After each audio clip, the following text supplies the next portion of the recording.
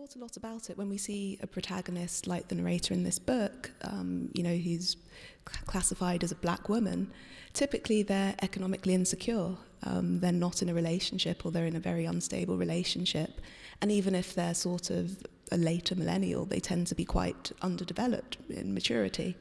And to me, that didn't really seem realistic in terms of the women that I know, my friends, my acquaintances, the lifestyles I'm used to.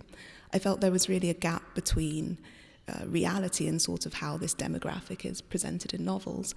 And I think it is that gap that leads to this sort of extrapolation from an individual to sort of be perhaps a token or a performative symbol. And I wanted to explore that.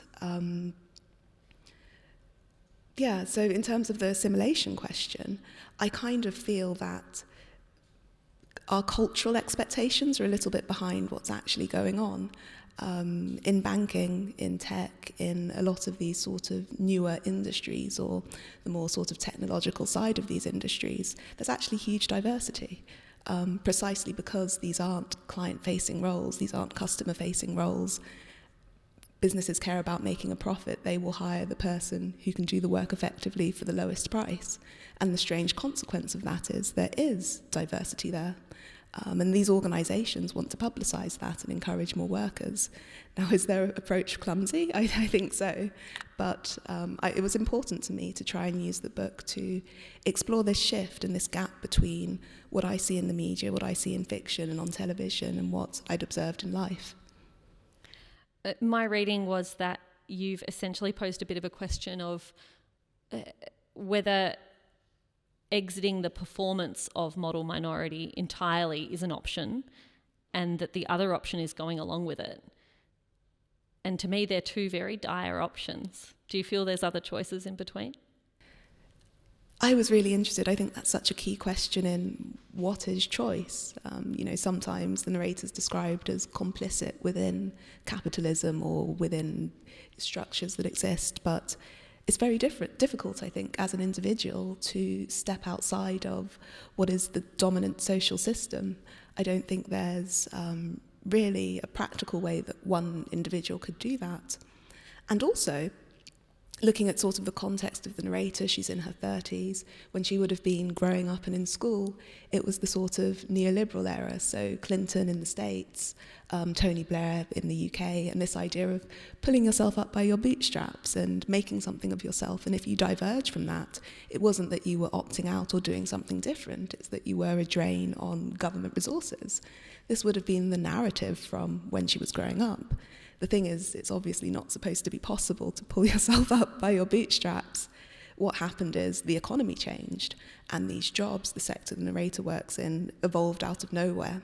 Suddenly it was possible to do this. But I think for me, the question is, what then? Is it something that lets her suddenly be free of criticism like she was promised she would be as a child? No, not really. She just gets criticised in a different way, which can sound quite hopeless, but for me as a writer, I wanted to kind of sit within the uncertainty of this question and try and really tease out what it means when we say someone is being complicit, or we demand that a person disenfranchises themselves. What do we actually mean? What could she actually do that would seem okay? The length of assembly is something that's been very much remarked upon. I never read reviews of my own work, but I happily read reviews of yours. And searching around, there is abundant praise, but almost every piece opens with comments on the length of the book and how short it is.